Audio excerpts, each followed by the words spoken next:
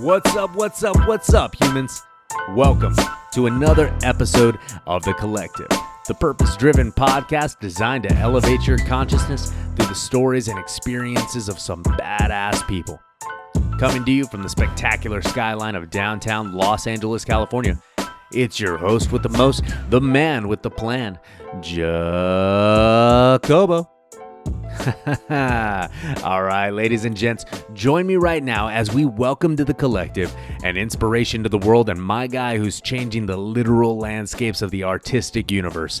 This dude humbly started in the streets of SoCal, and my dude's been changing the way the game works. He's been changing the way the world accepts graffiti art, coming in almost like a hand of God, guiding the perception from obscene to mainstream.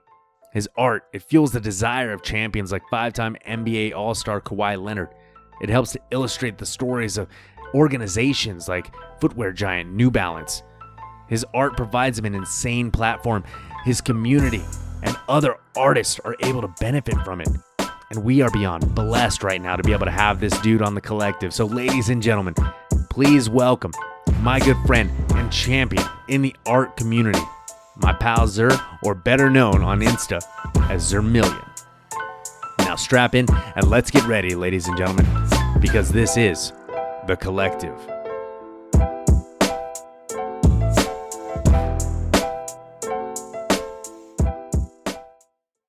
All right, welcome guys to another episode of The Collective, the podcast meant to elevate your mind, spirits, and your hopes and dreams and all that good stuff. I'm sitting here today with my good pal Zer, and he's definitely one in Zermillion, right? And not only that, sitting with some great people as well, unusual friends. Want to give them a great shout out. We got James over there, we got Mr. Rad, we got Nessa, just putting everything together for us and making sure that this is going great. So we want to give a great shout out to everybody involved. And on top of that too, want to shout out to Flare Encounters, man. Flare Encounters for giving us this dope spot, dude. Shout out to Flare Encounter for the spot. Man, it's sick. It's nice. Really cool. And then on top of that too, Flare Encounters always willing to take care of your LA, Los Angeles needs, experiences, the whole shebang, right? And then on top of that, Give Soap, guys. Give Soap, great company. Listen to them on my episode 2 podcast of The Collective. Victor Angel, shout out to my bro. He's amazing. Give Soap, one-for-one concept, matching every purchase with a purpose and making sure that for every bar of soap that they sell, they are giving one back to the homeless community, helping to eradicate homeless issues and provide resolutions as well. And on top of that, let's give a big thanks to Kingdom Keys for being able to be there for the property management and handling all your property management needs. And I think I got everybody. But for the most part, guys, I really appreciate you as the listeners being here with myself and Zer to really go over this story. It's amazing where you come from, Zer. It's remarkable, dude. We were just hanging out yesterday and just seeing the stuff at Venice Beach. Yeah, dude, man. It was sick, man. You got to experience it, firsthand, witness what I was talking about. And that's where it all started, basically, behind the bleachers at Venice Basketball League since, it's been 14 years now. But I just, been doing art all my life, and I didn't realize what I was doing at the moment. Yeah. I was just doing it, having fun, as a child, and later on it became like a job, and I didn't really took it that serious until later on, and just started having some art shows, met the right people. Well, dude, your art's remarkable, man. It's really cool, and not only that, but it's uplifting. And like we were discussing yesterday, it's that West Coast style. Yeah. So tons of people are coming here from, the UK, from all over the world, really, to get that West Coast style, that graffiti art, street art style that you can only get here in Western Los Angeles, West Coast, Venice Beach, right? Venice Basketball League. Dude, the highlighting, the colors, the style, everything about it. It just screams LA. And the coolest part is your art is a part of that LA culture, that LA vibe. So tell me a little bit, kind of jumping in. I mean, dude, last time we had a conversation, you were telling me that you're from Oaxaca, Mexico. Yeah. Right? And, you came over when you were about 4. Yes. Dude, tell me about your journey, man. The first time you were told you were an artist and everything. Dude, like walk us through the beginning, bro. All right, man. Well, basically, as a child, like I came here when I was 4. I didn't really like know how to read English or write, you know. And my teacher would like when I started school, I was kind of like a little older than all the rest of the kids, and I still didn't know how to read or write. So my in kindergarten teacher was like, you know what, it's okay, Zer. Like, I didn't know I was gonna be named Zer by then, but he was like, it's okay, Martin. Like, you don't gotta write it or like just draw it. Draw your whatever you had your dream last night or just anything. Just draw it. And I was just like, all right. So I guess I watched some like little thing on TV and it had like some wolf and then I had like a dream about it later on and it came in my dreams and then I was like, you know what, I'm gonna draw that wolf I seen in my dream and I drew him and my teacher comes and she goes like, whoa, that's like a cool art piece and she was like, you're an artist. And I was just like, for real? And then she was like, yeah, like I believe in your art and like you should be happy, like. And I'm like, for sure. So I went home and I told my mom, like, guess what my kindergarten teacher told me? And she was just like, oh, so I told her like, oh, I'm an artist. And she was like, yeah, you are an artist. Because my parents always told me like, you gotta respect your elders and listen to them because they know better. So I was like, my teacher said I'm an artist, I guess I'm an artist, So I just took it and my mom was like, you're an artist too. So I was like, I took it and I ran with it, man. And ever since, like, all my friends were like, oh man, draw me something. So I just couldn't stop and it became like around 5th grade where I discovered graffiti. One of my brothers like left this marker stash and I just took one. He later found out and he was like, you know what, just be careful how you use it, And I just went crazy all around the elementary school, tagged up all the benches, the bathrooms, and my older brothers came to pick me up one day and they used the bathroom. They walked around there like, they saw like my hit up everywhere and they're like, yo, you gotta chill, like, you can't be doing that. Like, they were like, you gotta stop. And I was like, all right, so I gotta like chill, So I had a graffiti name that my brother gave me. It was Dusty. And I was like, oh, if I change my name, he won't know. So I changed it to Sir. And later on, like I met in 6th grade. I kind of chilled for a year, And then in 6th grade, I met one of my friends named Chris. He used to live on Slauson right there in Culver City, and I used to ride my bike to school. And he was the guy that introduced me to all my friends in Culver City because I came from like West LA, Venice. Right. So I was supposed to go to Venice High, but they sent me to Culver Middle instead, and I had no friends there, so I was just like, all my friends, are in like the other side, so I'm just like, fuck it, I ended up going, and my only friend was my older brother and his friends, so he was like a 7th grader, and so I was hanging out with 7th graders, and all my 6th graders. You're in 6th grade. Yeah, and then so everybody thought I was a 7th grader, so like, I guess everybody looked at me as like an artist that like was doing graffiti and like everybody respected me already like because they seen some of my art and my brothers and his friends that we used to go to school early in the morning. Like school don't start till like 8 and we used to go to school like at 6 in the morning. Dude. And just to like go and ride our bikes inside this little tunnel next to our school underneath the library, and there's like infinite wall like space that we used to just practice because there was no really anywhere to practice because we were so young and we didn't really have an outlet for it. So we were just, at the moment, we were just trying to like mess around, But in reality, we were putting in work without knowing, and we were developing our skills. And then we'll go, like as soon as the bell rings, we just go back, stash our backpack and go to school and do our thing. And I'll still draw in school. Like I wouldn't pay attention to the teacher. I would just like draw like in the back. And man, I would like felt all my classes. I was just like literally addicted to art, bro. Like, and I just couldn't stop. And later on when I got to high school, like my whole crew was like literally like we got the whole school in the crew. Like there was like 80 kids that were in that crew. We started a crew called AMC, Always Mobbing Cities. Another Mexican crew, another Major Crime. Like it was just like different definitions for it. But we were just like some middle schoolers didn't know what we were doing. We were just doing it. And then by the time we got to high school, everybody was like, "We heard of you guys." you guys are the ones like making all that noise in the middle school, like, and they were kind of like the older cats that were seniors.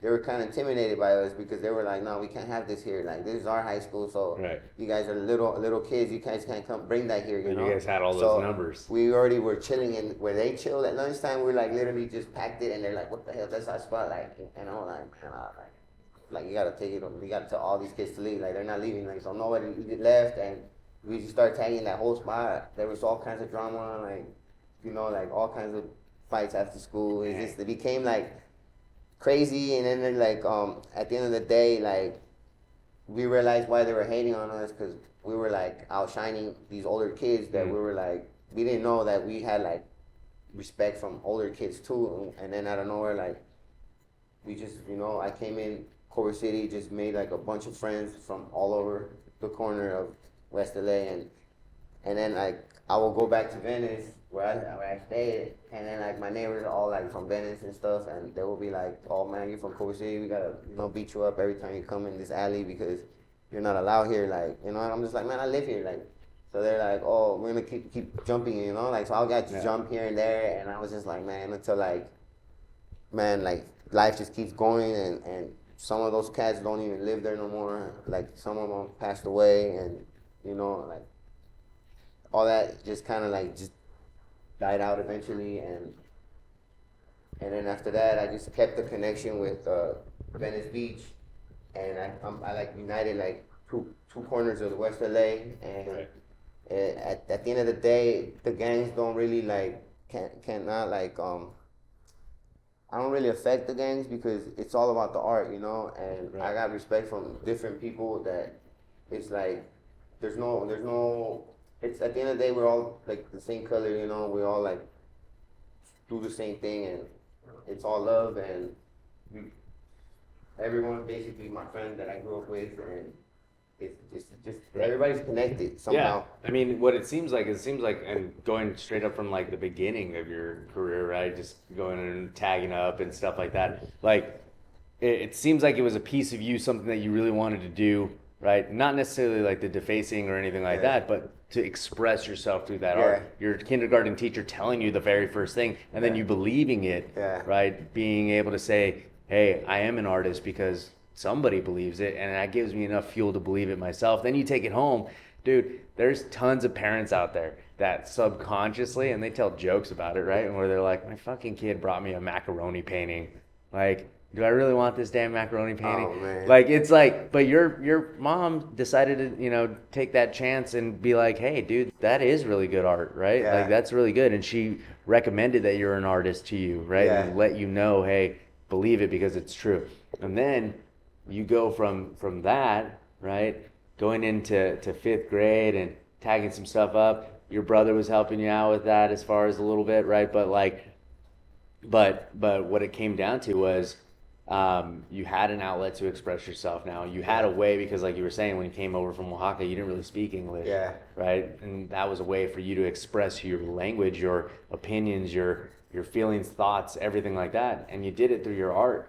And then coming up, going into, you know, like middle school and high school and stuff, it sounds like you guys, you know, like had a little bit of the turf war type of stuff, but like you were saying, it's not necessarily the gang stuff. Yeah. You're more about the art, the expression, getting those feelings from your heart onto that wall. Yeah, no, and at the end of the day, art unites people, and if you know the vibe goes, like if I like you, like, you know, there's no reason for us to like put all that other stuff, you know, in the air. Like we're like, we both enjoy art, and man, everybody that I met enjoys art, and a lot of these kids that, like, I told you, everybody was like, thought I was like a 7th grader, I was a 6th grader, and a lot of these 6th graders and 5th graders like got inspired by me, and they'll like see all my hit-ups on the way home, walking home, that I left from elementary school. All the new kids are like watching this, and they're like, yo, I seen this guy up so hard, and I'm like, and it was barely like in 2000 and actually in 1999, that's when I caught my first tag, but in 2004, that's when I really like went out and put my name out there and inspired a whole new generation of graffiti writers that came from like Marina, Mark Twain, Venice High, like everywhere. Like some kids were just hanging around with me, they wanted to be from my crew, like, and I'll just give them the knowledge, and some took off and, you know, and did their own thing. and and some people I helped, and they came back and thanked me later. But it's I didn't know what I was doing. People looked at me as a leader, and I didn't even know like what I was like I had like so much responsibility that came with it. And I didn't really know that I was like I had a purpose in this world until like I started working with the Venice Ball organization, and I had a gallery on Venice Boulevard. It was called Buck Wild Gallery. Like I was like probably like 18, and I was like the only kid having art shows, and man, I was selling art like crazy. But later on, that kept going on, and I met my boy Nick from Venice Ball, and he was like, "Yo, you want to paint hats for the kids?" And my mentality was like, oh, let's just make money off art, like it's just like it's there, like might as well do it. Like I started selling paint and we turned the shop into a graffiti shop, and we started selling Montana spray paint, and all the kids would come, and I'll be like selling to minors because I was like a youngster too, so I was like I didn't care, like, and I was like, this is the spot, like, and man, all the homies will come, and I'll be like, yeah, man, like, this is the spot. Like, you know what? They wouldn't want to go to Melrose, the nearest graffiti shop, and like right there, they ask for IDs and stuff. So they weren't really like selling to nobody, and I had to ask someone to buy me some paint. That was like a headache, because that's like preventing us from getting what we need to create. Like, yeah, that was a big issue back then. When I was a minor, man, I couldn't get paint nowhere. So I finally decided like I'm gonna get my own like account with Montana and have it wholesale. Instead of paying $7, $10 at the store, I'm gonna buy it for $3 wholesale and just sell them and take them with me too, So I had access to paint there, and I was creating nonstop. And I was like, I don't know, like I'm just creating, and that was all practice, until like I met the dude at Venice Ball, and then I made some hats for the kids program, and then I was like, that's when I realized like, whoa, this art is like not just for kids, it's for adults, because adults were like, yo, I want a hat too. So I sold out, and I was like, dang, like, so I did it again. And my friend Mario, Super Mario on Instagram, he he helped me out develop this formula. Like, we used to bring the whole gallery to the beach and bring big paintings, and like people will be like, yo, I love your art, I just can't carry it back in my plane, in the plane. I'm not gonna pay for extra, and I don't want to damage it. It's like so, extra $200. Yeah, so they were like, yeah, and they're going to Europe, so they're like, and that's gonna be like too much to carry. So I'm like, you know what? We got to come up with something more affordable and portable. So we came up with this little formula, affordable and portable. We started making smaller paintings so people could fit them in their luggage, and then that was it. Like, we started doing custom names on the spot. It would take us 30 minutes. $30, and people would be like, man, they will wait in line. We had to bring like chairs and have people sit and just watch the game, like, and be telling them, hey man, you know what, like, just enjoy the game, and we'll come back in 30 minutes. And then they'll come back and they'll be happy. They'll be like, man. So after that, I met so many people around the world that then I realized, like, man, I'm like, my art comes with like a lot of love. People love my art, and I'm like trying to figure out like why they love it so much. Then people will tell me. I ask them, why do you like the art? And they're like, oh, because we can't find this style anywhere else in the world. Like, we come to the West Coast because Venice Beach is the capital of art from the West Coast. So if anything from Venice, like, people buy it, and especially if it's made there on the spot. Dude, I'm just thinking about it right now. And what, are you guys thinking about this as well? Like, I'm just like thinking about a bunch of like elderly like Europeans in a bus listening to California Love right now. Like, that's the exact illustration that just came to mind. Yeah, bro. Like, man, like everybody. I even went to Europe recently, and everybody tells me it's the same thing. They're like, I created so much art, and everybody like took a piece of it, because I was like, I didn't have enough time to create art for everyone that I wanted to give a piece,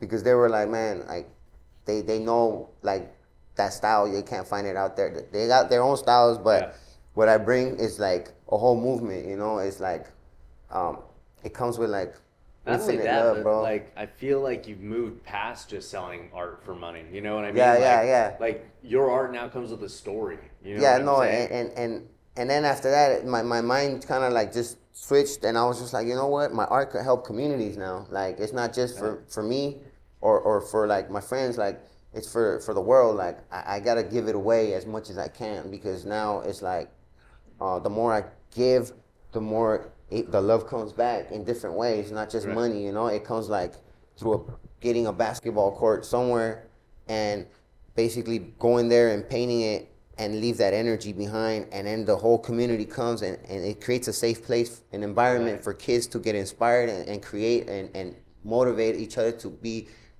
playing and staying active, you know. Like it just, basketball and art unites people in a major way, bro, that I enjoy doing that, man. Like it's amazing, like what I discovered through the art. Like, and I saw this one thing when I painted a piece. I sold out, like this one weekend. I sold out, and I was like, oh man, I have another art sale next weekend. So on Saturday night, like I already had like a few pieces on Saturday night. I was like, I started making new pieces, you know. Yeah. So on Sunday morning, the last piece I touched, the Sunday morning, I all the people walk by, and then this person picks up the last one I painted, because that was like the freshest energy from the previous, so they feel it. It's That's still deep. Brand new, and I was like, wait a minute, that happened to me once. I was like, I'm gonna try it again, and it happened to me twice. I'm like, whoa, there's something here, like, and then I realized it's an invisible energy that is called love, and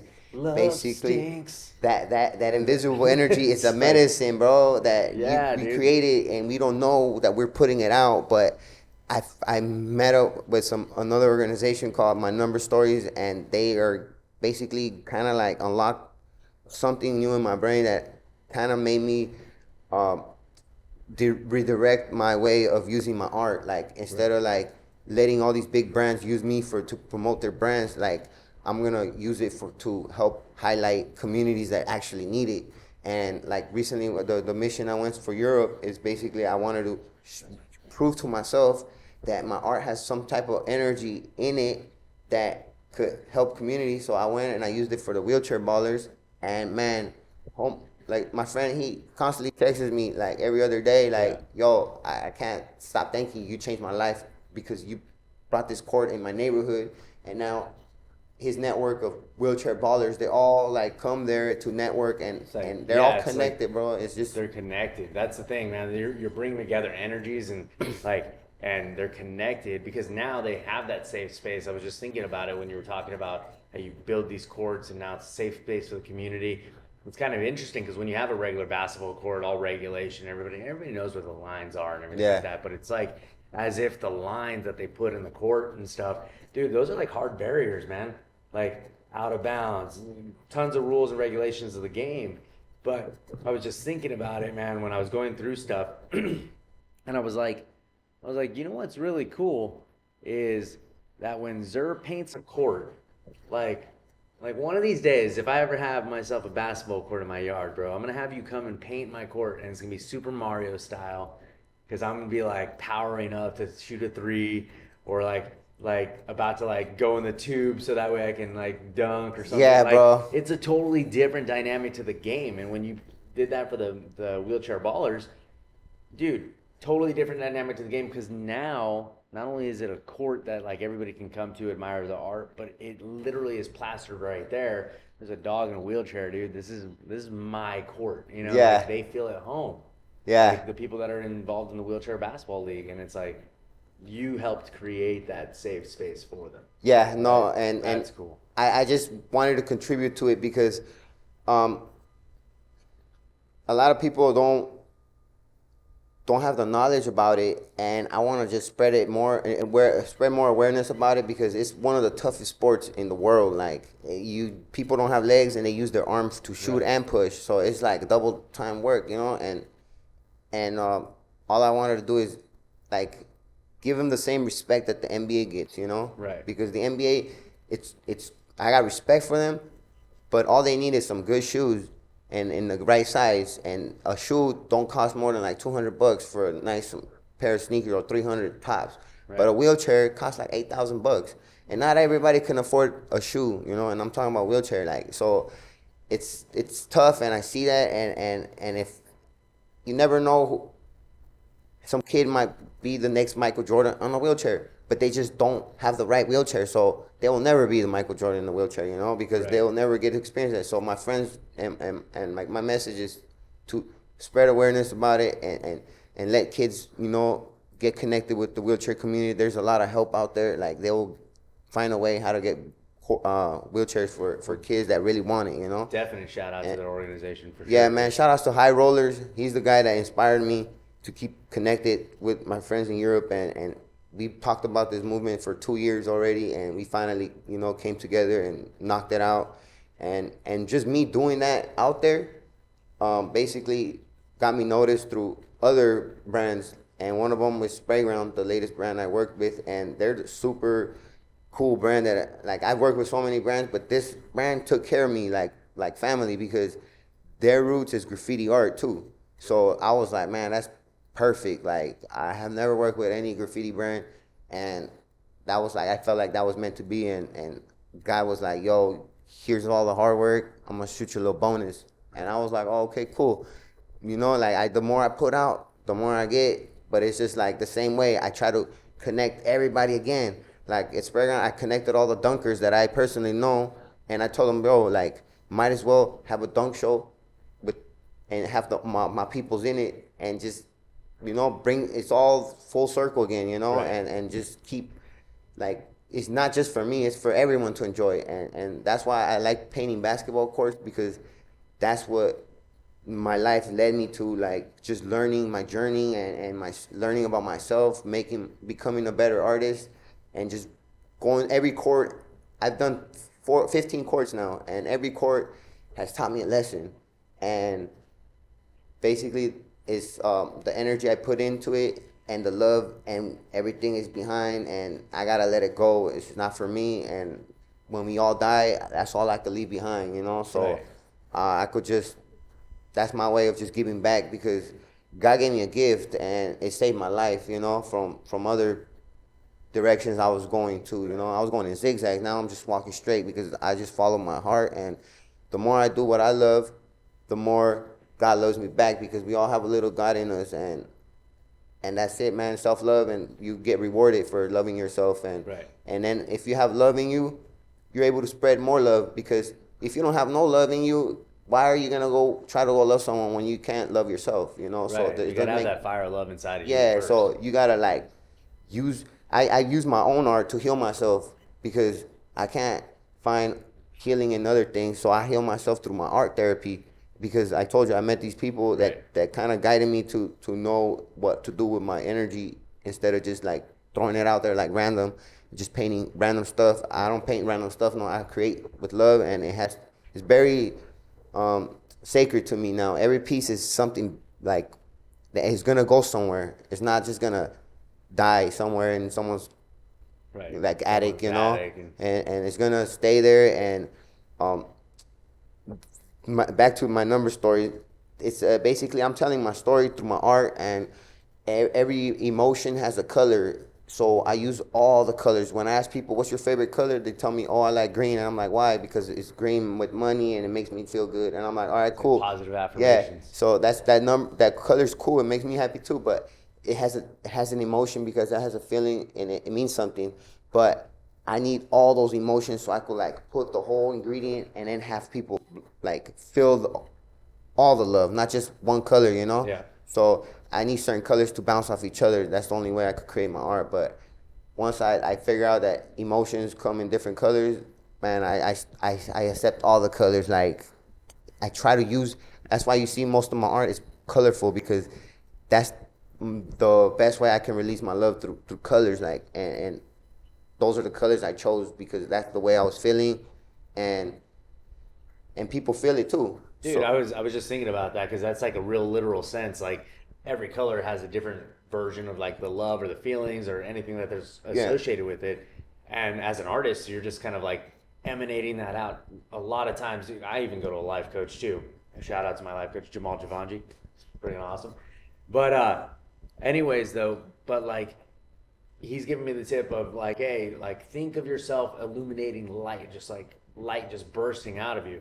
You actually have a literal way of doing that, where you're putting this colorful aspect, this colorful just art on the wall, and and just making sure that things are like your feelings are getting out there.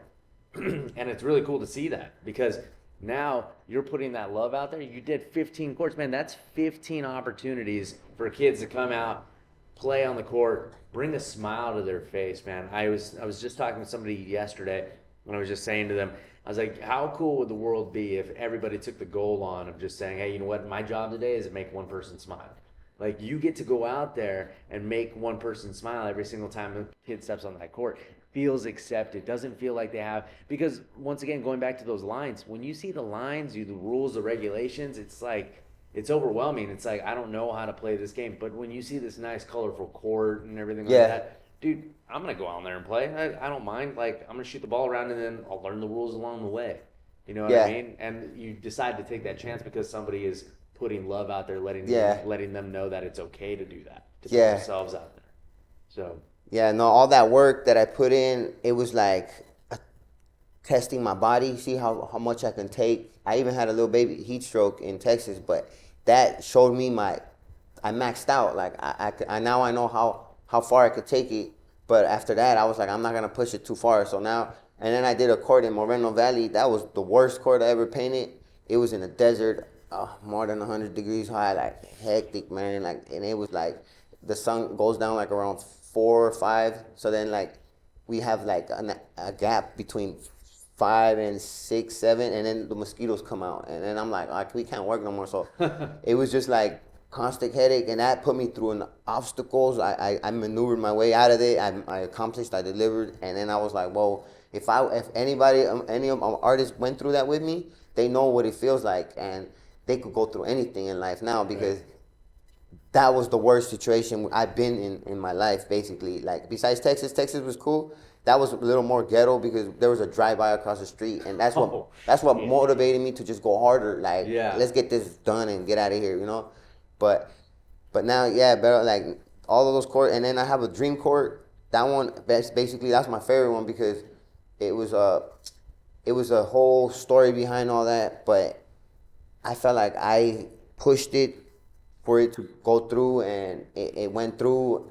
And man, Michelle Obama recognized it. She wrote a letter to the team, the Hoopas team, and man, I was proud of myself because I know what I did to get that done. And if I wasn't gonna be there, like, probably it would have never got done, you know. And I just shout out Michelle Obama. Shout out to Michelle Obama, man. She really put the Hoopas on the map through that. That's cool. And that was like the outcome of all the love that everyone just put into the march and the protest and just standing up for our rights. And, you know, we were like the next generation of freedom fighters marching, making history without knowing it, you know. And now, like, you go back in the history, you find all these pictures of us just marching. I'm on the top of the bus, like, with a Mexican flag and a Black Lives Matter flag, you know, like, supporting our black brothers. Because, man, one of my best friends is black, and he's from the Bay, but I grew up with him, and I used to look out for him, and I still look out for him. He still looks out for me, you know, like. So, man, everybody, you know, we all together and we united as one. And the more love we spread through our art, like, it don't matter what kind of art, music, graffiti art, dance, any kind of art. It's almost like everything is art, like, bro. Everything inspires people, and whatever creates that love in someone's heart, it's that medicine. And and that's what we're trying to do, spread that medicine and heal the world. And there's so many artists in this world putting out all the art, and that little bit of color that brings into your life, like, basically, you never know who's going through something, and they just see it and they go like, oh, that kind of creates a little smile on their heart, and that prevents them from committing suicide, getting in an argument, or bringing that bad energy that they're carrying. Like, it kills a little bit of that bad energy, and it just, you know, prevents you from like putting that negative in your heart. Like, so as long as that's that little bit of energy that we put out, you know, and it's not crazy. It comes in big amounts or in little amounts. But as long as it's almost like as if what am I thinking of? Like, you know, you're putting out the love out there and everything like that, which helps to kind of eradicate those bad the bad side. Yeah, Right? it kills all the bad vibes bad vibe. and Right yeah, there. man, it cleanses your soul, like, and it's just you move on with your day, like, and as long as I put a smile on someone's face, like, that's my job is done, and that's priceless, man. You cannot buy a smile, you cannot buy love. Exactly. You can only like get it for free, and it's just like the best love, like, and just me giving away my art, it's just like, man, I know someone's gonna enjoy it later, and like I said, like, people from all over the world have told me what my art has in it, and now I'm just like, okay, now everybody tells me, I see it, now I have to do something about it. I would say that you're the father of the West Coast art, but like you're not I'm that I'm old. I'm not that old, but shout outs to all the OGs that I've grew up watching and mentored me, like Mr. Cartoony. He came and he told me some keywords that changed my life when I was like doing a little drug program through high school. I was a big time drug addict for 10 years, but that was one of my hardest battles to fight. Right. But once I beat that battle, bro, any battle that comes along the way is nothing compared to what I was going through. Like, I was crystal meth addict for 10 years. I really don't tell nobody that, but that was one of the hardest battles. Culver City was full of crystal meth, man. We were like right next to the projects. It's crazy, bro. Like, I was like, I don't even want to get into it, but that was bad part, and art kind of got me out of there. And as soon as I just decided to keep it real with myself, like, man, real things started happening, and there was more that came with it, and I'm like, damn, I gotta be on point to take on this big journey that is coming, you know, with the art lifestyle that I created. It was like, I never expected myself, you know, knowing people like DJ Paul from 36 Mafia, he's my homie, you know, and Gator, he's one of my first artists that I actually started filming, and now he's big time on Hulu, like, you know, like, dude, Lil Dicky's funny, dude. yeah, man. bro, I and love that show. And I respect them both because, man, homeboy reached out and he acknowledged, you know, what I've done in his career, and not a lot of people will give you credit for helping them in their career. That's you right. know? I saw that with Gata, and he was giving you the shout out and the props, kind of for bringing him out of that area that he was in through your art, dude. That painting that you painted him. Oh yeah, dude, that was dope. Yeah, and, no, that was my way of just, you know, like, thanking him for like, you know, returning the love, because like that means a lot to me, you know, because I know what I was doing, and people saw it and some people didn't, like, and when you recognize what I did for you, it's just like, man, thank you, you know, because cool. I thought you just went on and didn't and forgot about what I've done for you, but when you, like, you know, because it's nice to get that smile back. Yeah, to yeah, you too, you know? And nice I don't like I'm not tripping on not getting credit, but it's just like when someone keeps it 100 with you, it's like, man, that's all I want, you know. And yeah, man, I've helped so many artists' careers, and I'm still gonna continue helping artists, and that's like what I like to do, man. I like helping creatives develop their skills and like grow it, you know. If I can contribute my talent to help you come up, and then you help me come up later, that's how my team works, you know. We like, my cousin, he's one of the artists that I brought as a little kid, and now he's out here, like, he knows the whole hustle. Like, he could just take over one of my art booths and knows what to do without me telling him, because he grew up knowing this, and that's what I wanted to do. Just like, I never had an older brother that will teach me something positive. They always kind of like taught me some crazy stuff, but how to not to get caught up on some bullshit, you know. But never have I learned how to be a big brother, you know, to a little brother, because I was never a big brother to a little brother. Being a big brother's hard, bro, because so, you're like blazing through everything. So first. Yeah, my big brothers had it harder with, you know, I saw them go through, they were in the front line, and I'm just like in the back dodging all the hits, and I'm like, good looking out, brother, for, you know, protecting me from getting in that route. And now I gotta be a role model to the young next generation, and my goal is to, you know, be the brother I never had. So I'm gonna, all the knowledge I gained, I'm gonna share it and spread it as much as I can to all the youth.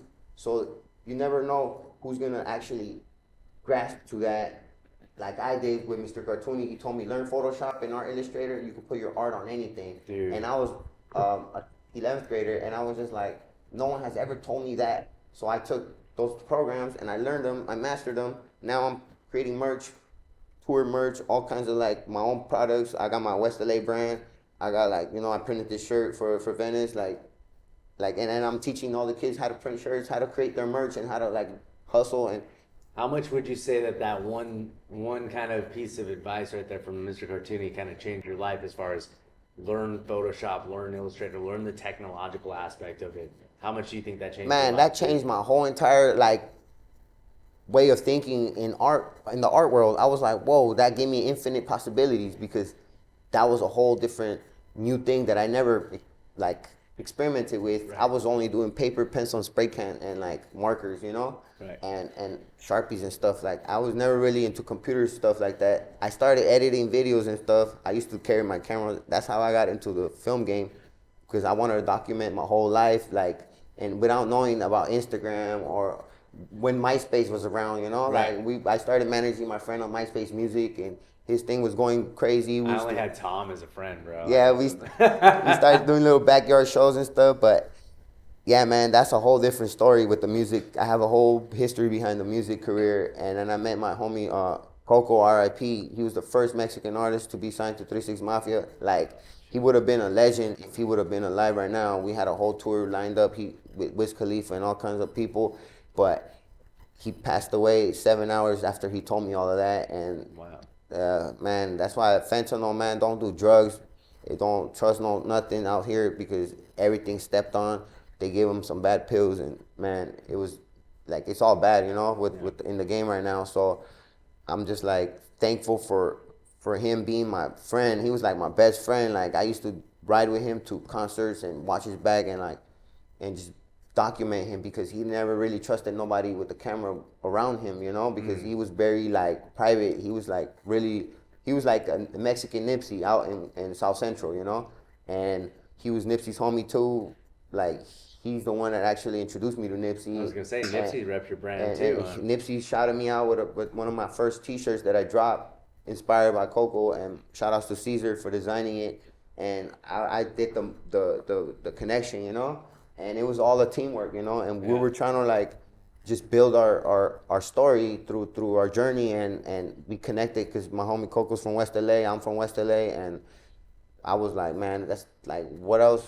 What's the best thing that can happen? Two West LA cats that are well respected and known in different categories connect. The music and the art come together, and then like I'm connected with the basketball too, so he'll come and support. It was just like a whole, man, it's all like connected somehow.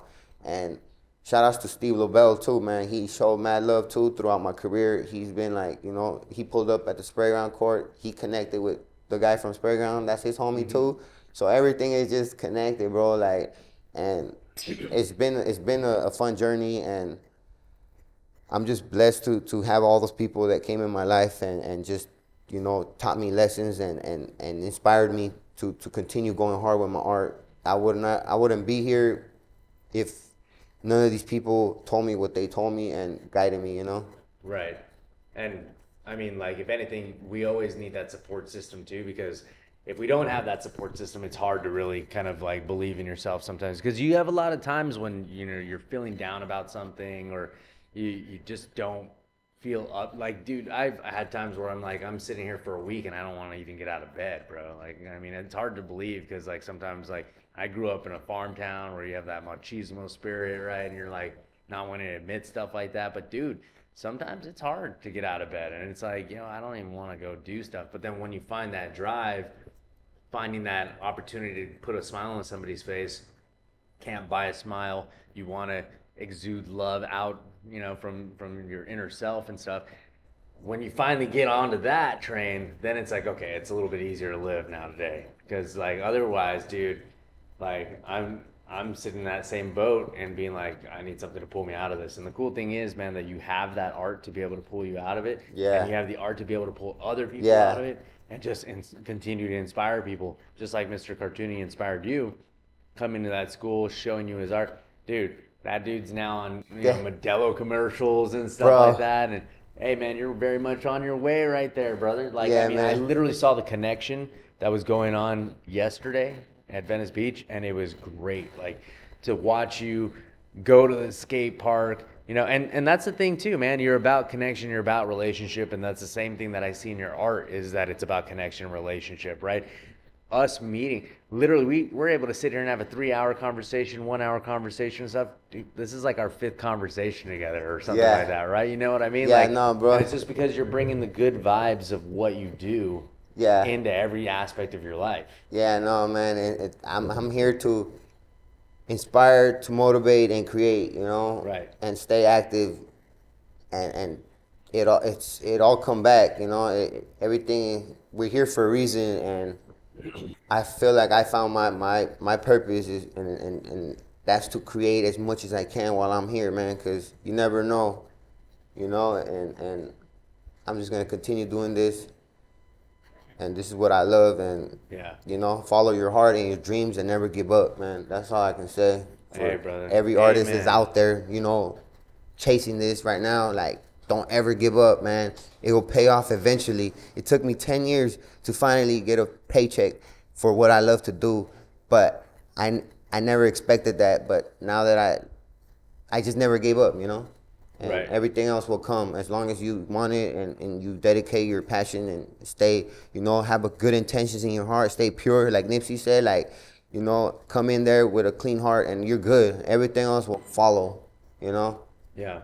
Dude, your story is amazing, man. We're definitely going to be bringing you back in for like a 2-parter or 3-parter. Dude, I want to continue to hear the entire story. Like I said, man, like you were telling me, you don't build courts just to build courts and then leave, right? Yeah. You don't leave the community. You build the courts. You're there for the upkeep and everything like that. Just like that with you, I want to bring you back in to have and continue your story. Yeah, no, this is the beginning really cool. This is the beginning of my journey right now as an artist, a professional artist.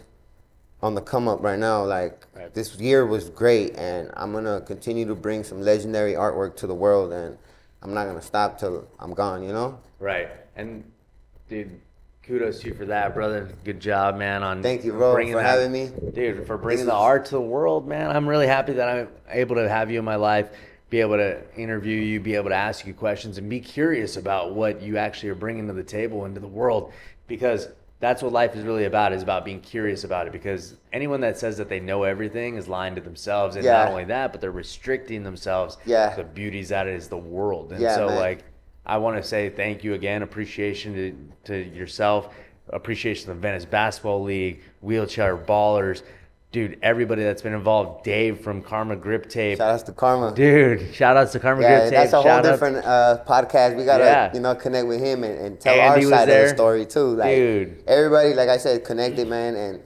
And bro, like, thank you for giving me a platform to share a little bit of a piece of my story. You know, because like there's so much more to talk about. I just gave a little quick brief, you know, part of sections of it, like fast, but.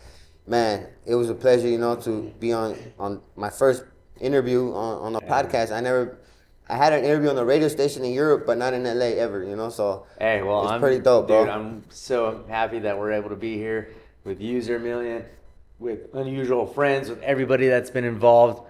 Thank you once again. Shout outs to Unusual Friends. Shout outs to Flare Encounters for hooking us up with this dope spot. Great setting, great background. Love this city. And on top of that, too, shout out to Give Soap. That's featured in pretty much every single Flare Encounters location. And they have that one-for-one concept, being able to give back into the community, just like you give back into the community. Everybody that we bring on the show is about love. And then on top of that, too, want to say a big thank you to my buddy Victor Angel and his organizations, Kingdom Keys, for being able to do the property management and stuff. I just wanted to say thank you guys for listening as well. I really appreciate you all being here today, and I appreciate everything that everybody is, all the good vibes and everything that everybody's contributed to making this podcast become a reality and giving a platform to individuals like Zer to be able to share their story and inspire others. It's amazing, dude. And thank you once again. All right, guys. Well, thank you, and I will catch you on the next episode. Till next time. All right.